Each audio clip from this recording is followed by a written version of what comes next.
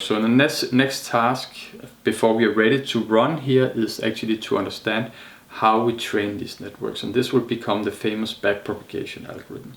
And the backpropagation algorithm is nothing but a stochastic gradient descent algorithm. But before we can talk about about gradient descent, we have to understand what is the cost function. And the basic point here is that the cost function we're working with is kind of connects to normal statistics, because it's the minus the log likelihood function. And the likelihood function is defined as the probability of the data we have observed. So in this case, we are doing conditional modeling, so we are not concerned about modeling the input features, we're only interested in modeling the outputs given the input. So our likelihood function is probability of y given x. And this probability we model that with a deep model, which has some parameters, we call those theta. And the kind of philosophy behind the likelihood principle is that we say we have seen some data, we want to find a model that maximizes the probability of seeing this data.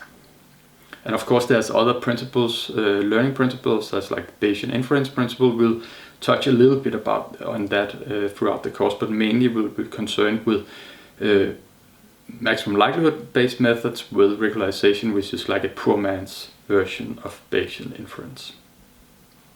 Okay, so how do we actually, for this classification problem, the MNIST problem, how do we actually formulate this as a maximum likelihood problem? We can do that by using what is called one-hot encoding. This will lead to the so-called cross-entropy likelihood function.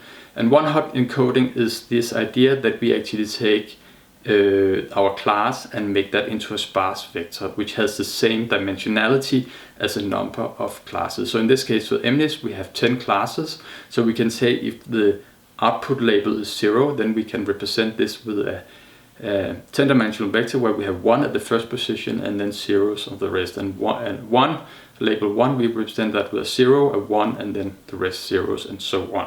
And now our output of the network, as we already defined, is this softmax. So that means that each component of this is the probability for each of these 10 classes. And then we can define in the end, so this is exactly the likelihood, right, the probability. So we can define the cross entropy term as minus the log likelihood for such a classification problem. So you can see in the lower part we have the minus sign because we want to make a maximization problem into a minimization problem, and we have a sum over the examples because we are taking the logarithm of the likelihood, so that we have the log likelihood, and then we have the log to the probability, and H3 is now our probabilities, and our output labels with this sparse encoding are these y's. And now we have to here two subscripts. N is for the examples, 10 examples, and K is for the classes. So we sum over the classes, and then we have this Y, the components YK in front. That means that this sparse encoding vector will pick out exactly one of the terms in this sum over K, and that would be the probability for the label class we are after. So this is just a convenient way to write this. Of course, in the actual implementation will not carry out the sum over K. It's kind of wasteful. We'll only use calculate the one term that we are interested in to do the classification. Yes. So what I already said is that we use gradient descent based learning. So that means we have some training criterion, for example, the log likelihood minus the log likelihood, and then we compute the gradient. So that means that we take the derivative of our cost function, our scalar cost function, with respect to each of the elements, each of the parameters in the model. So if we have n parameters, then we get the gradient as an n-dimensional vector. And then our update rule, our basic update rule, is to take a small step opposite the gradient. So the gradient, if you think about mountain climbing, tells us what is kind of the steepest direction to go. And now we take a step opposite that. So we kind of go down, most downhill as we can. And then we have a learning rate eta, which might depend on which step we have taken, which iteration we are at. So that's, we index here in this slide the iteration number by k, and then our learning rate at that iteration is eta k. Yes, so let's see how we actually compute these gradients in a deep network. So let's start with the simplest non-trivial network. So we have a network which has linear outputs in the hidden layer, and we have only one hidden layer, and we have only one hidden unit and one input and one output. So it's all scalars, and we have only two weights. So we can start by saying, okay, we have a cost function. It would depend on both the weight in the second layer and weight in the first layer. So let's try first to take the derivative with respect to the weight in the second layer. And immediately we see that the cost function depends only implicitly on the weights, because it depends it depends explicitly on the activation of the second layer, right? So we can use the chain rule of differentiation, so that we say we take the first derivative when we want to take the derivative with respect to the weight. We take first the derivative with respect to the activation in the second layer, and then we take the derivative of the weight with respect to this activation. So that gives us this expression here for the derivative, and we can play the same game for the weight in the first layer. And here you can see things get even more complicated, because now we actually have to go through two steps of the chain rule.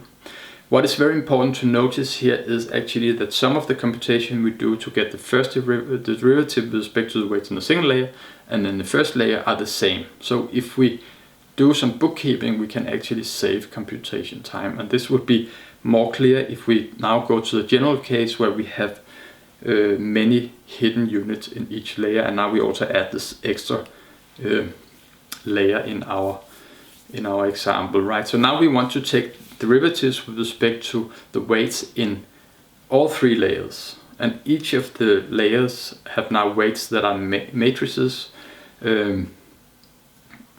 So this is just the MNIST example from before. So now, for example, if we want to take derivatives with respect to the weights in the last layer, that's the easiest thing, because there we know that, okay, the outputs, the cost function, only depends on the activations in the last layer, and the weights in the third layer depends on this activation through kind of the ReLU, through the softmax, and then this kind of weight times the input from the previous layer. But now if we go to the second layer, you can see we have to use the chain rule, and we get a summation where we have to sum over all the inputs. And if we go to the first layer, we get both a summation over all the inputs and all the units in the second layer. So that means that's kind of all the kind of path where the weights in the first layer kind of contribute to the cost in the end. So you can see now that if you put more layers, we'll get more sums, and this means that it looks like that actually kind of we cannot go beyond something like this model, because we have this kind of exploding complexity where we kind of we calculate more and more terms, kind of a factor of the number of hidden units every time we add a new layer.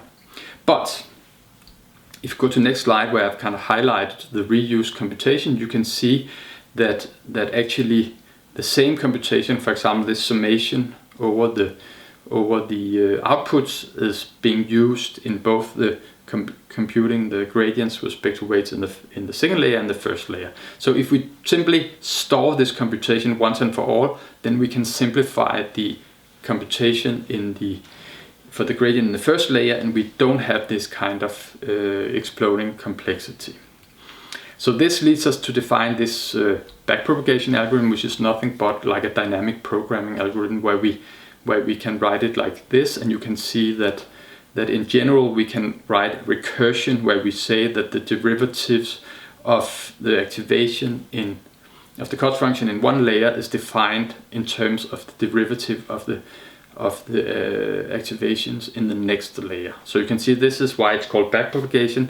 So the forward propagation is when we propagate the input to the output, calculate the cost, and then the backpropagation is through this kind of linear recursion for the gradients. And in the end, when we have done this kind of backpropagation in the middle equation, then we can actually compute the actual gradient simply by the rule in the bottom.